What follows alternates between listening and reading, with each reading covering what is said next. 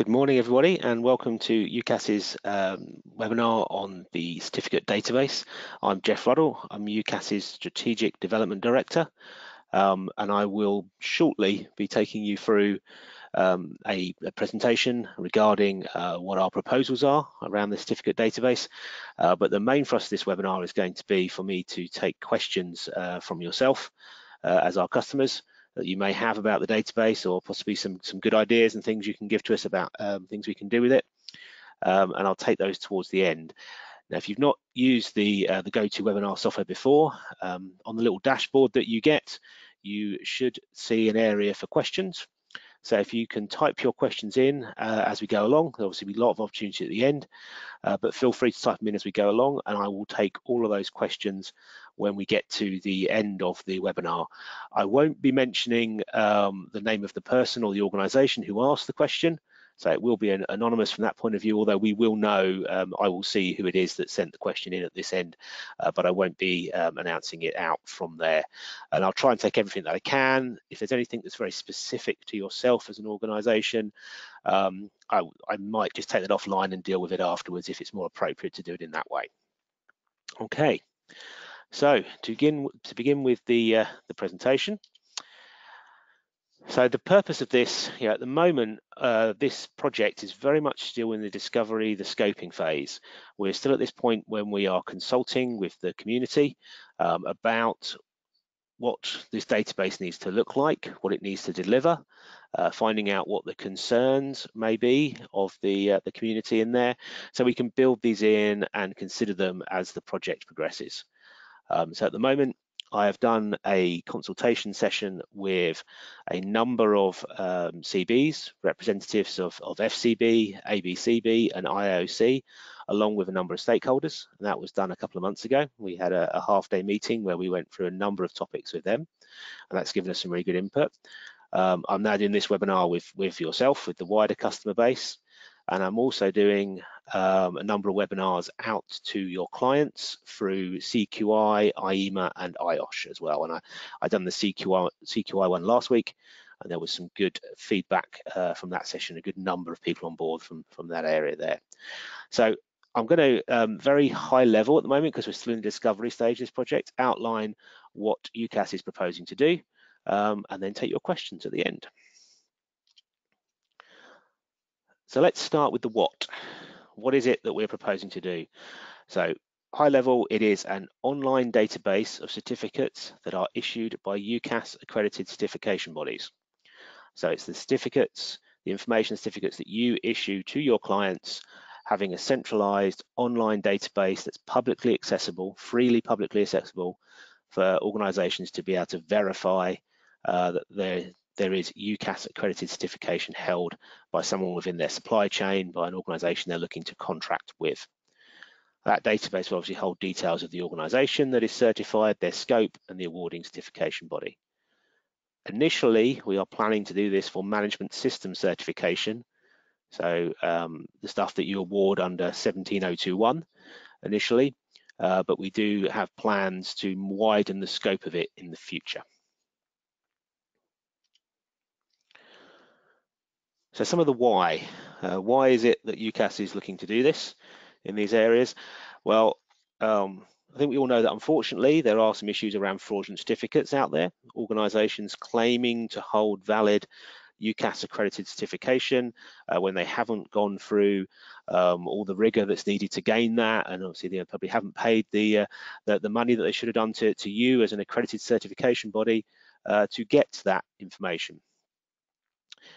So this is, I mean, I'm not saying that this database will be a silver bullet that will solve the problem of fraudulent certificates, but by making it very easy to verify from a single source from UKAS directly that this organisation holds valid UKAS accredited certification, it reduces the potential for fraudulent certificates in there. Obviously, if people aren't going to check, if the person that's given the certificate is not going to check, it's never going to get rid of it, that option in there, but it does reduce that potential within there. And we see the options as well for providing some additional value to UKAS accredited certification within there. We already have a number of parts of government and other sort of procurement style organisations that would be interested in linking in with this database so that they can use it to verify that they're having accredited certification within their supply chain. So you see that kind of ease of allowing these large procurement businesses, these large areas of government that have got these long supply chains, to easily be able to verify that your clients hold accredited certification and therefore are good for their supply chain. We see things like that as adding extra value. We also feel that when this data is there, that data provides a lot of good potential for the CBs, for stakeholders, and for UKAS to have some market information as well from there, which we feel will be useful to CBs in some ways, to allow you to see how the market is changing, to potentially see your position in that market relative to where others are, perhaps not sort of directly naming where everyone is in those positions, but at least sort of knowing, if total market share, you've got X% of it, and how much is elsewhere from there. So we see some of that information could come from there and could be useful to organisations to all have available as a whole. Some of the specific details. I mean, whilst we haven't yet, we haven't yet designed this database, it is not built. There is not something in place that we are launching. We're still in that phase of developing and scoping it out. There is some things that we have already definitely decided. The first one is that this will be delivered at no additional charge to our customers. So this database will be something that you get for the service you're already paying us for at the moment. So it will come through at no additional charge. We're also not looking to commercialize the data. It's a very important point in there. So whilst I've mentioned about sort of having sort of links to agreements with other organizations that will use the data, that's got to be using that data to benefit you and your clients in there. So obviously those need to be very carefully considered agreements that we go into in those cases. And one of the things that's already been discussed with the CBs and stakeholders that came along a couple of months ago is that there probably needs to be a steering committee over the top to support UKAS in those decisions that has representation from our customer base and our stakeholders as well. But we will not be looking to commercialize the data at all from here. We will, however, be making it mandatory for CBs to put the certificate information in. The reason we're doing that is that we feel that if it is not mandatory, it undermines the purpose of the database. If the purpose of the database is to be able to verify that someone has valid certification, if you go there and do not get a response, you should then not have a question in your head of whether that is because they don't have accredited certification or just because the CB has chosen not to upload the data to there. So it needs to be a complete, quite up-to-date database to make it meet its purpose, in our view. And that's why we would be making it mandatory for CBs to put the information in. In terms of putting that information in, then there needs to be flexibility. We have a very wide range of customers in there, from a number of organizations providing very sort of niche certification to very bespoke markets in there, up to some large multinational organizations, and people are going to want to interact in different ways. And we know, for instance, some of the larger bodies would probably value the ability to build APIs with their business systems, SAP and Oracle, for etc., within there that would allow them to automate the information of this data going into the database. And at the other end, using spreadsheet uploads or even manual uploads may be more flexible and more cost effective for some of our other customers as well. So we will be looking, when we build the approach here, that the interface for the CBs to upload their data needs to be as flexible as possible and as low overhead as possible for the CBs to put that information in. Obviously, I've mentioned we're starting with management system certification. That's because it is quite structured, quite defined. But the plan, once we've got that in and rolling, is we will roll it out to product and personnel certification as well. With this little sort of schematic here, I'm just sort of trying to explain the relationship with the sort of different bodies and how it will work within there. So for certification bodies in UKAS, there will be this kind of two-way integration within there. They'll be putting some information in, but they'll also get some information back out again as well. So certification bodies obviously putting in information about their clients and who is certified for what, but they'll get back out the market information from there, the trend information from there. UKAS is obviously going to be putting in who is accredited and who is accredited for what to have some of that kind of governance within there. But we'll be getting back information around the market as well, which can be useful to us. We're planning with this that rather than having to duplicate the effort of putting data into both the UKAS database and the IAF database, should you wish to do that. For those of you who are not aware, the IAF database is a similar approach here, but with some different options in that they have not made it mandatory. And they've also entered into, it's been delivered through a contract for an organisation called Quality Trade. There's agreements with them about them using the data in different ways as well. So there's some slightly different options there. I know some CBs have some reservations about that. So the data would not be automatically uploaded to the IAF database. That would be optional on the choice of the CB that wants to do that, but it would then remove that duplication.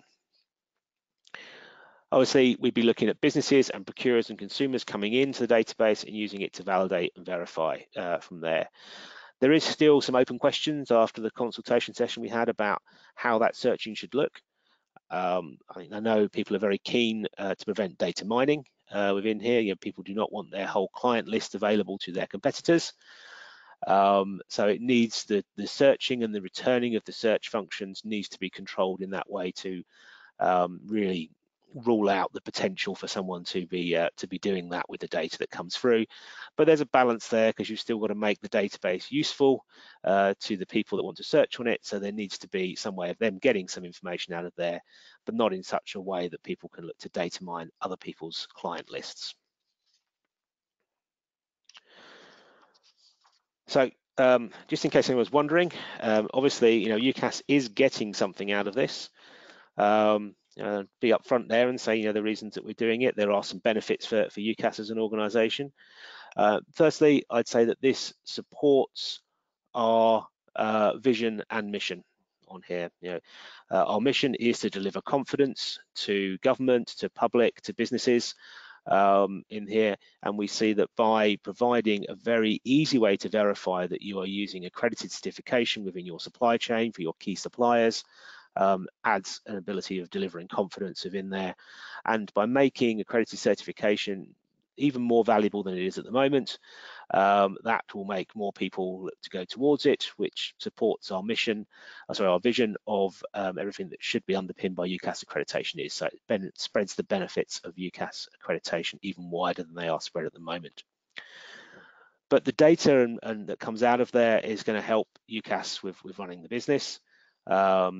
Market trend information will help us support resourcing decisions about where areas that are growing that we need to expand our resource base within.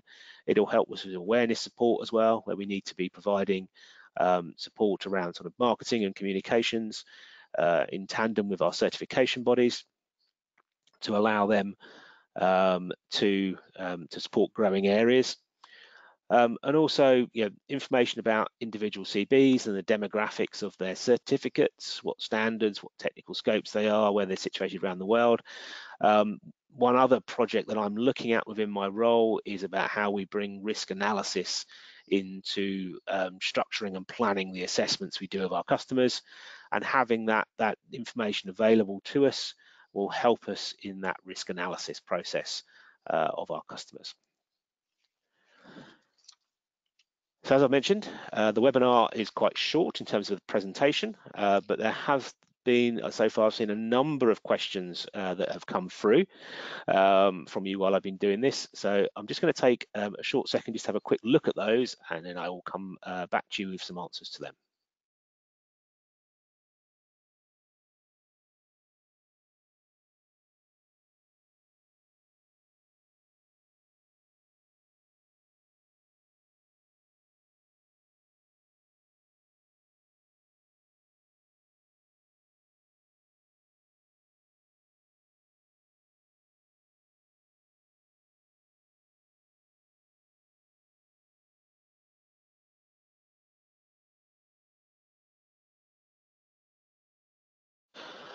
Okay, got a number of questions that have come through in here.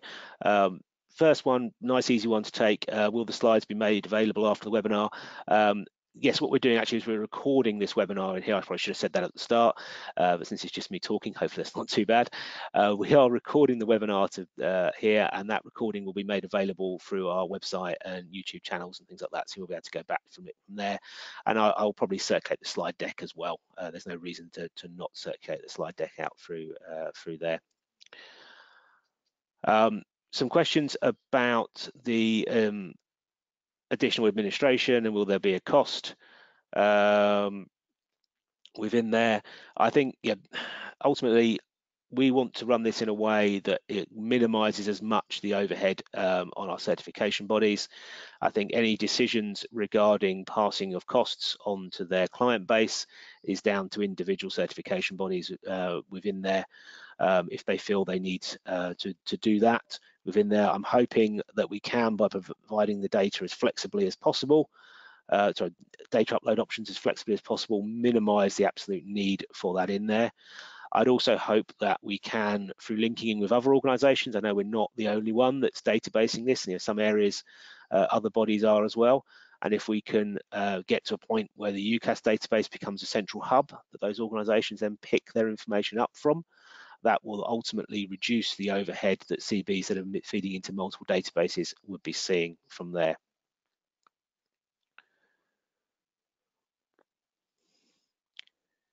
There's a question here about whether the database will just be for ISO certification or whether it will include certification that's done to other areas under 17021, I suppose, in the first instance on there. So yes, I mean, there's things like the National Highway Sector Scheme that sits under 17021 that we would be looking to put this information in for. So sector schemes and other areas, yes, we would be planning to include it. I think that particular question covers something to do with notification as well. Definitely one of the stakeholders we are talking to is the Office of Product Safety and Standards within the Department for Business, who are responsible for notification and whatever form that takes after Brexit. And they are quite interested in being able to access this information as well to support their regulatory duties around notified bodies.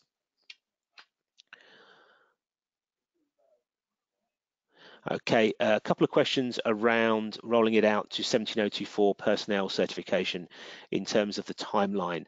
Well, firstly, to say that I think we are probably around 9 to 12 months away from launching this database in this version.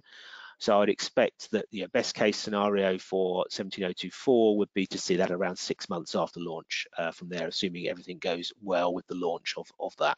So we're still a little bit away from that.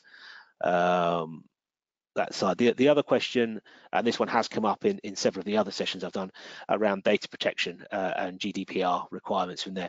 Obviously, that is forefront of mind. We have to give some consideration to that.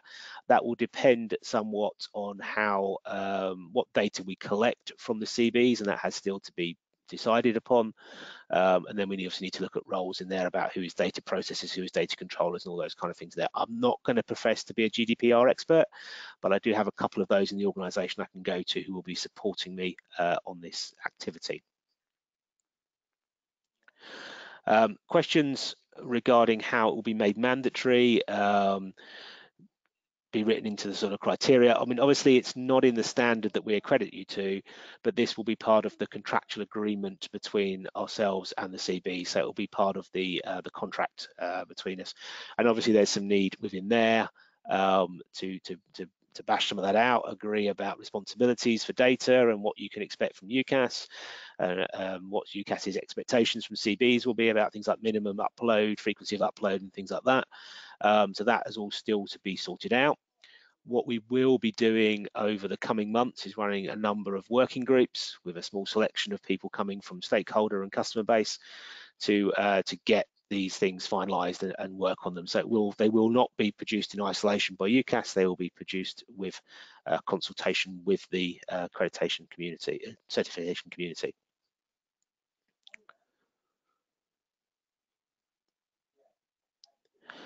Okay, question here about how if CBs choose not to participate with the IAF database, how will this affect the integration and link? What we see, and from, whilst I say we haven't developed the database yet, we've obviously spoken to some developers in here about the potential for doing this. And I know there are some other ABs that are sending information through their own databases to the IAF database currently anyway. What we would see here is this would simply be a checkbox option that the CB would select whether they want their data to go to IAF or not. And if they choose yes, when they upload it, it will go through. If they choose no, when they upload it, it won't go through from there. So it should be no more than that.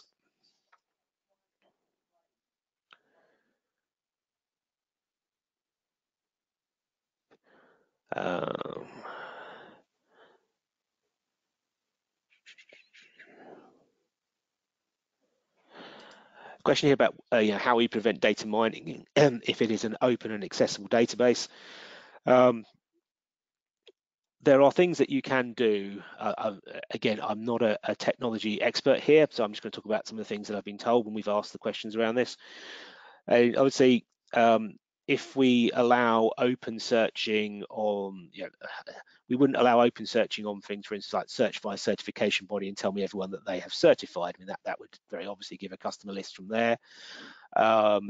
If you, there's questions about what do we do in terms of allowing people to search for people who are certified for certain scopes, because that potentially could allow an element of data mining. So I think that's still a question we need to talk about in here. At a very minimum level, if the database is done upon I'm searching to verify a particular organization, then there people are only being returned results of maybe 1 or 2 or 3 organizations. If you have a sort of Google style searching that brings up similar company names, so that's going to very much limit the ability to data mine. Also, the way you present the information on the screen to make it not easy to just sort of capture it from there and place it elsewhere from it. You can do other things as well, such as limiting the number of searches that specific IP addresses are allowed to have within periods of time and things along those lines. So there are a number of options that I believe we can take to protect it, to make it difficult to do that from there. A couple of questions regarding the uploading of information to the database. So broadly, from what I've seen, what we've been told, there would probably be 3 main ways that we foresee of uploading information. One is referred to as an API or an API. I'm not entirely sure what that stands for, but what I understand it to be is it's an automated link between an organization's business system and this database. So they would map across the areas of your own database where the data was contained and say where it pushes the information into R1. And then you would run a batch job to run that link on the frequency that you decide, daily, overnightly, weekly, whatever, in terms of when we set it up, and that would automatically capture and update the information into our database from there. So the 2 databases talk to each other. So there's a bit of upfront work in building that integration, but once it's built, it can run and it's automated going forward, and then obviously the overhead is quite a bit lower on those organizations. The other option is to have a spreadsheet upload where people may be able to download information out of their systems that they use into a standardized spreadsheet format and then upload that into the database through a portal facility that they would have. And the final option, and obviously the sort of highest overhead option, but might work for organizations with a very small number of accredited clients, is to literally go in and manually update through a web portal their clients' information.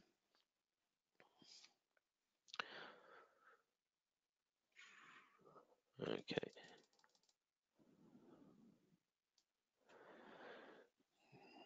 Just scrolling down here because there's quite a few more questions.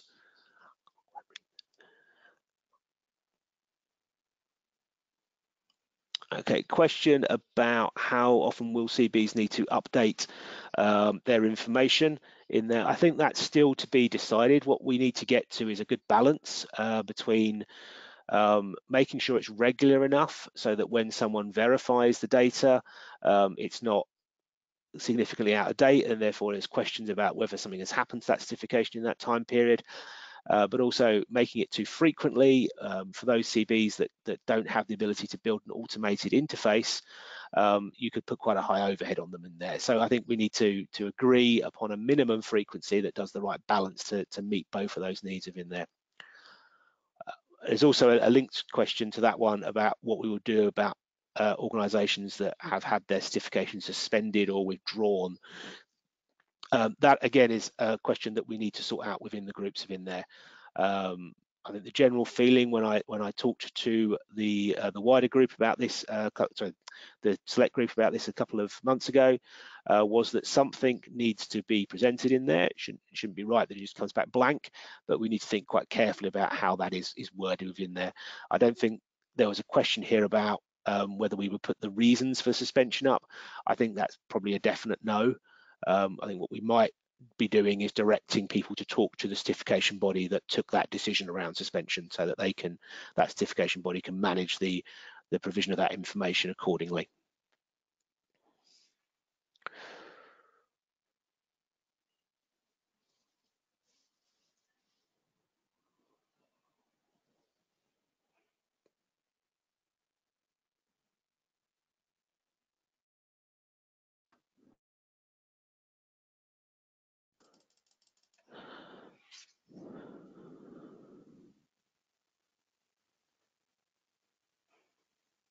Okay, there's a couple of questions here about where there's other national databases that exist supporting certain sector-based schemes, things on those lines, and whether we're in discussion with the owners of those databases on there.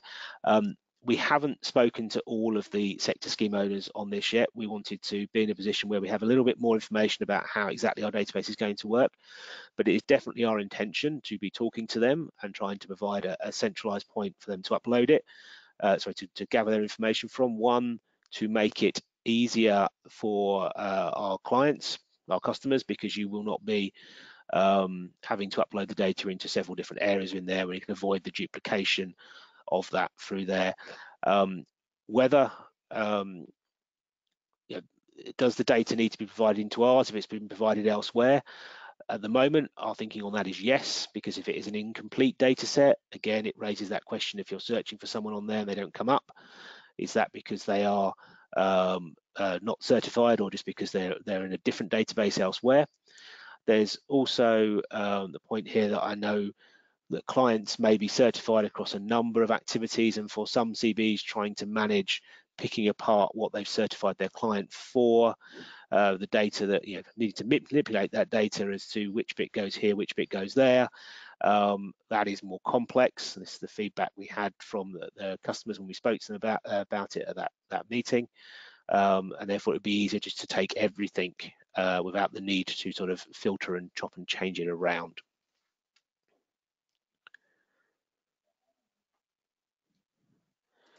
A question about whether we would be using the information to directly select witnessed assessments. The data definitely provides us with the opportunity to look at the client base that is there and select potential organisations to witness. At the moment, those of you who are involved in dealing with us about providing information about upcoming assessments, upcoming audits that you have that we could assess, know that's quite a cumbersome and heavy process in there. So this has the potential in here to reduce the overhead on that and allow us to select opportunities for witnessing.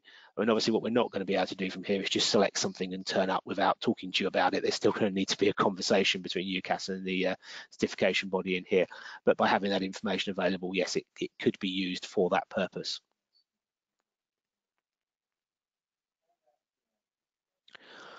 A question about whether there will be a start point from when certificates will be uploaded from, or will it be retrospective? I think it's a good question to ask, because it's not something that I'd considered before.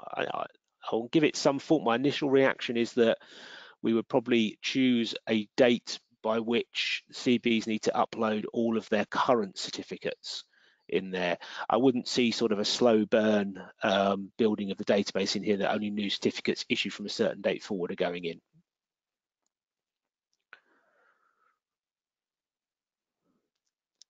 A similarly linked question around the sort of part on the witnessing, being asked about whether we would use it to select information and files for clients to review. Again, I would definitely see that it has that potential within there. I've mentioned when I said, one of the benefits for UKAS is supporting the risk-based analysis of our assessments, which is another project I'm working on within UKAS. And yes, I can see it being used for that information in there as well. So hopefully being able to streamline and focus our online assessments, so we're not having to spend so long looking through customer information while we're there on site with you, and that can be done outside of that assessment.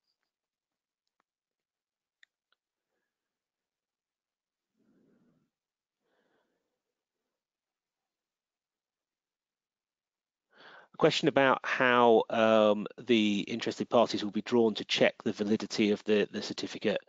Will the UKAS logo be changed to include a link on there? That's something we've got to decide. I quite like that idea at the moment. We're currently working on a version of for our own certificates that we issue, an online database of people will be able to verify through that. That has links embedded into the PDFs of the certificates. It also has QR code scanning on there to allow people to go through to it. So I think all of these things are possible. Whether we need to deliver them on day one is a question I would work to, because obviously it would require, if we were to do something along those lines, it would require CBs to be changing their certificate format. And I know that's not an easy task for you all to do. So that's definitely something that we would need to consult with you quite heavily around on that.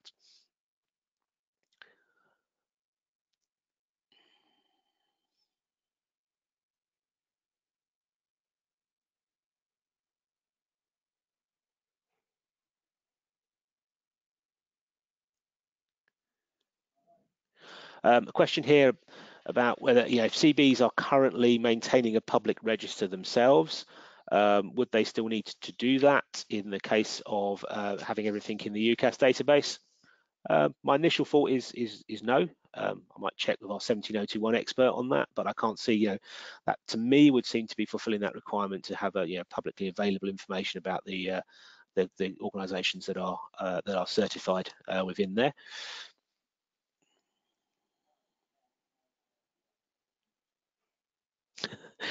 I kind of expected this question to come in after I talked about us doing potentially reviewing the client stuff off site.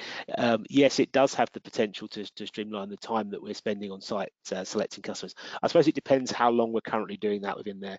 If that's quite a streamlined and easy process within the certification body, then it might not have much impact. But obviously, if it's taking up quite a significant amount of time on site within the certification body, then yes, it does have that potential.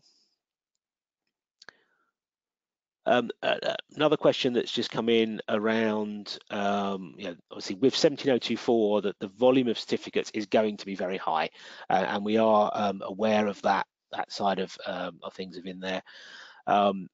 It's part of the reason that we haven't chosen to go with it at the start, because we knew that side of things was in there. So what I would say at the moment, that's still to be talked about and discussed in there. We're aware that volume is quite high, so therefore we need to make sure that any process of you uploading the information for personnel certification is very slick within there. But we don't see that it is impossible to do, but obviously it would need some discussions. It does create a slightly different challenge to some of the management system areas within there, which is why we've not got it in phase one.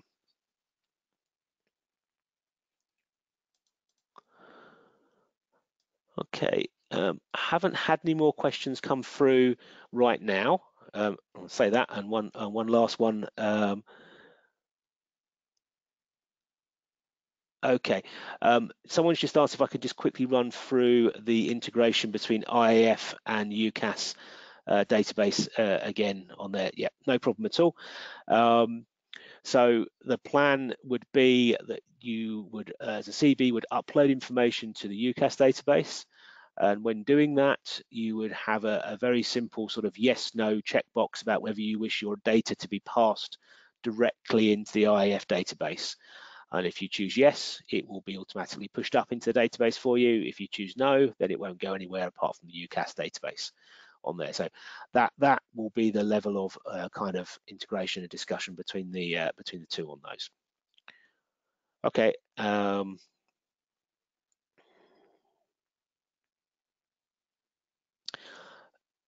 There's someone's just dropped in a specific question about 17024 and about being objective evidence for the prerequisites of a 17024 scheme.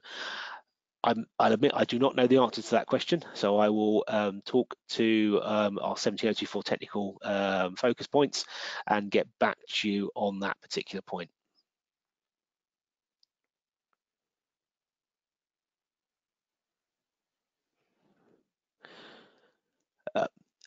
A question here about the difference in launch dates between the IAF database and the UKAS one. Would we be able to bring the IAF data back into the UKAS database? It's a good point, something I hadn't considered, but is I will look at when we get to that point of uploading the data between the two. Okay, assuming there are no more questions that come through at the last minute, just really to say thank you for your time this morning. If you've got any other questions that come through that come to you after we close this webinar down, then please feel free to email me at jr@ukas.com and send the information through to there. We will be doing further consultation as things go through, and hopefully some of you will be able to participate on the working groups that we're going to be putting together. We won't be able to accommodate everyone on those. Those need to be reasonably focused groups that we can use to help us with making decisions in these areas, but they will have representation from CBs on them. So we will be coming out to the community and interested parties to look for volunteers to help us in that area over the coming months. So thank you very much for your time and attention. As I mentioned, the webinar is being recorded and we will hopefully shortly make that available for viewing. Thank you very much and good day.